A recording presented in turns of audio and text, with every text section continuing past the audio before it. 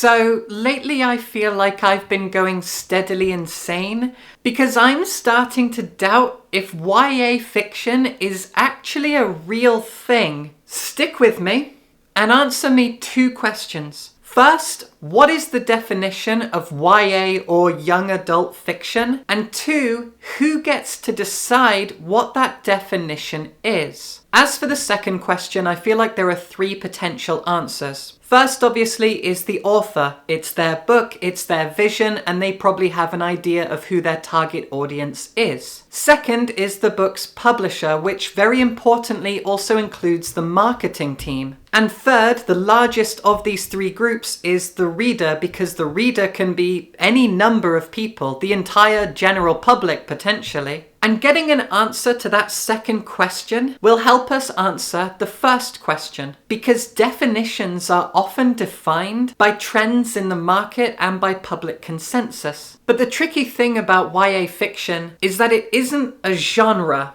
but we kind of treat it like it is. And genres are typically a lot easier to define. For example, a book is a work of science fiction if it includes science that is fictional. Whether that means the book is set in the future or in space, or it involves time travel, or it involves medicine or body modification that doesn't actually exist yet, it's quite easy to define science fiction. Fantasy books are typically set in a world that doesn't exist. And there are tropes and trends in fantasy, like having orcs and dwarves and elves and that kind of thing. But fantasy books can be set in our real world, and that's why we have the subgenre of urban fantasy. Romance books are about people falling in love. Dramas are about drama. Horror novels are frightening. Genres are bendy things. They can shift and change. They can be difficult to define, and lines can be crossed or blurred out entirely. But they're still easier to define than YA fiction because, like I said, YA is not a genre. And so many of you are probably thinking right now, well, the answer is obvious. YA fiction is anything that is targeted at an audience of young adults. And yeah, that does feel obvious, but things are so often more complicated than that. Let's look at an example that should be relatively uncomplicated. This is Compound Fracture by Andrew Joseph White. Compound Fracture is a YA novel. The author says so. The author himself writes YA horror fiction. All 3 of the books that he has published so far have been horror novels. They're all scary in one way or another, or at least intended in part to scare the audience. And they are also young adult books. The protagonists are always young adults, people in their late teens or maybe early 20s. And the author's intended audience are young adults, again, people in their late teens and early 20s. Isn't that it? Isn't that the definition? Well, this particular book is incredibly violent. And I can imagine there would be adults out there who find out that their teenagers are reading books like this one, and they might get a little bit distraught. They might start clutching at their pearls, which might make some people beg the question, is all YA fiction actually suitable for all YAs? That can be a little bit murky. Now, I have another thing to say about this book in particular, but let me just put a pin in it and come back to it. See, a problem with YA is what people assume that it is, what the public says about young adult fiction. For example, I have a friend who has an idea of what YA is, and based on that, he confidently says that he hates YA fiction. From where he's standing, YA books are too basic, they are juvenile, they are badly written, they are silly, and he's not the only person who thinks that way about young adult fiction. But where does that come from? I think that understanding of YA also ties into a sexist idea of YA. Tell me if you've heard this before. Adult fantasy books are written by men, and YA fantasy books are written by women. Or to put it another way, when you see a fantasy book by a woman in a library or a bookshop, you or other people assume that it is a young adult novel, or it's more likely to be a young adult novel because it's by a woman. Men write adult fiction. Women might do, but they also write YA fiction. There is a toxic idea in the world of publishing and general readership that a fantasy novel is YA because it was written by a woman. This is obviously incredibly sexist, patronizing, and misogynistic. And we could dig into this idea all day, looking at it from different angles, because it is immediately patronizing to women writers to assume that their books are for younger readers, and men write more serious things about serious topics. But then it's also patronizing to YA fiction and young adult readers to assume that YA fiction doesn't contain those serious themes and more difficult ideas to process. So there are almost layers to how patronizing this is. It's patronizing to say that a woman writes YA fiction, but then beneath that, it's also patronizing to say that YA fiction is easier or simpler or silly. And then I have to ask the question, well, is that true? Is YA fiction easier to digest? And what do I even mean when I say that? Do I mean what is depicted in the novel in terms of explicit content? Or do I mean the themes that are being explored in terms of politics, economics, and social issues? Well, let's return to Compound Fracture. See, this book, again, is young adult fiction. The author says so, and it's being marketed that way as well. The protagonist is a teenager, and the intended audience are people in their teens and maybe early 20s. I'm 34, and I loved this book. A lot of adults love YA fiction. And what I loved about this book in particular was actually two things. One, it is really, really gory and bloody and violent and gross. And I love that stuff. And the other reason is that it deals with very, very complex themes of socioeconomics. And I mean themes. There is not just one theme going on here. This book is complex. It is a book about neurodiversity. The protagonist is autistic. It's also a transgender coming out story about a young trans guy. But the biggest theme of all in this book is the idea of cycles of violence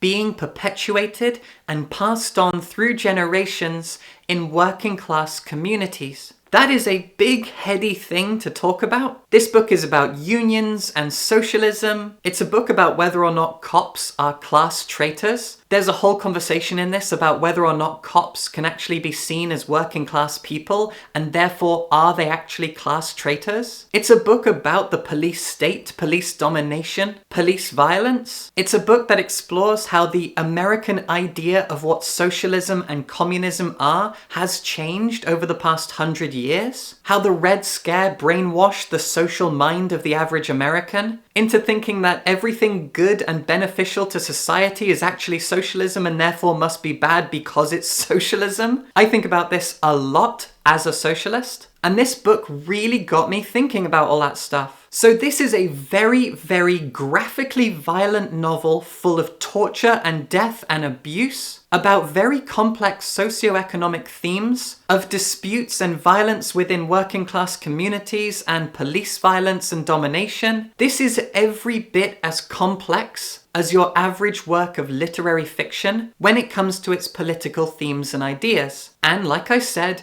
it is aggressively, graphically violent. So, what makes this a YA book? And the wider question, what makes anything a YA book? The only thing that is YA about this book is the protagonist, who is a teenager and has a teenager's perspective on things. And therefore, the protagonist of this novel is relatable to teenagers living right now. Teenagers who are awake and aware of social inequality, of economic inequality, of class divides, of police violence, etc., etc. And teenagers who also enjoy a bit of blood and gore and horror. You can probably see now how I am confused about what makes YA fiction. I've heard people say that the definition of YA fiction is if a book's protagonist themselves is a young adult. Cut and dry, that's the end of it. But is that what publishers and authors think as well? This book has been sitting ominously behind me this entire time, and I think it plays a crucial role in this conversation, this argument about what exactly makes YA fiction. A Court of Thorns and Roses by Sarah J. Maas is a romantic fantasy book. It is often referred to as smut because primarily it is about a young girl surrounded by toxic men, falling in love with one of them, and having a very unhealthy sex life. Readers enjoying that kind of dynamic, relationship, sexual content is nothing new in the world of fiction. Before this, we had Twilight and 50 Shades of Grey, and before that there were Harlequin novels. There has always been smut full of toxic men and terrible sex for readers to enjoy. And whenever you go into a bookshop, this is shelved in the fantasy section. Now, at least here in the UK, if you go into Waterstones, the big national bookseller chain, fantasy, science fiction, and horror are all lumped together, and all the books you'll find in that big lump are all for adults. And then usually very nearby, there will be a section called Young Adult. And that section will also be full of fantasy, science fiction, and horror, as well as romance, and crime and detective fiction, etc. But all of it aimed at young adults. This is in the fantasy and science fiction section for adults. And that is, I assume, because it's full of sex. And I have heard whispers amongst the bookish communities online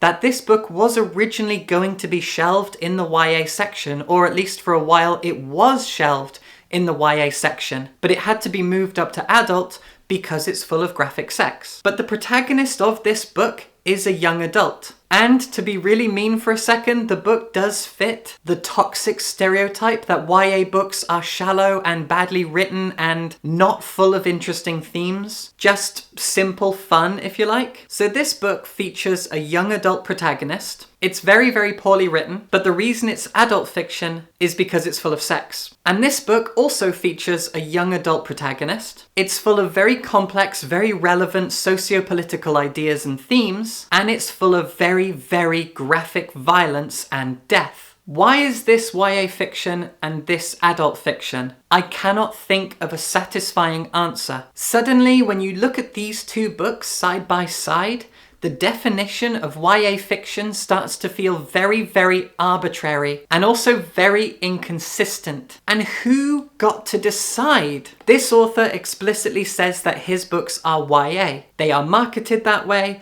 and so we all agree they are YA, even if they're full of violence and complex political themes. I don't know what this author says about her books when it comes to whether or not they are suitable for or intended to be read by young adults, but I do know that where these books have been marketed has shifted, and it's probably given publishers and marketers, as well as the author herself maybe, a bit of a headache. Because if the marketing team and general booksellers have agreed that this is adult, but it wasn't always adult, maybe it was originally for YA readers, was it public outcry that changed things? In which case, we get to decide what's YA? And does that mean the same could be done to this? Public outcry over the graphic violence and political themes of this book could shift it into adult fiction, even though it's intended for a young adult audience and features a young adult protagonist? Probably not. And I think that's because this is horror, and whether or not you're an adult or a young adult, you know that horror is intended to scare people, and so you know that you should be prepared for that. This is horror, whether it's YA or not, therefore it will be scary and likely violent. But this is marketed as romance, and when we think romance, we don't necessarily think sex.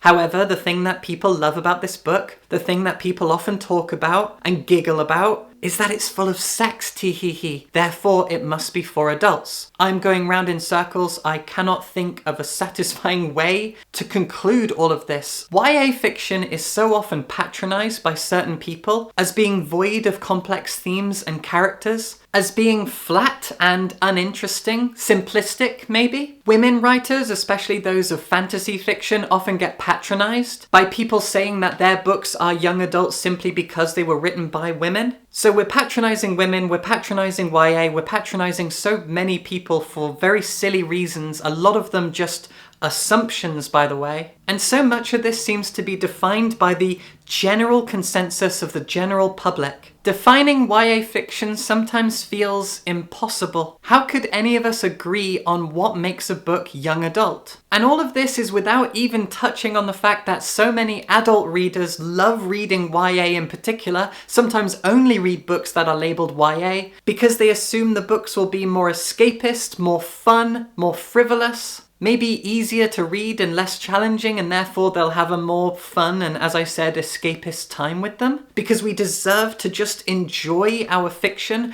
Life is fucking hard and it's okay to just have fun and enjoy things. But that's the reason that fans of A Court of Thorns and Roses read those books, is because they are escapist sexual fantasy. So doesn't that make them YA? No, because there's too much sex in them.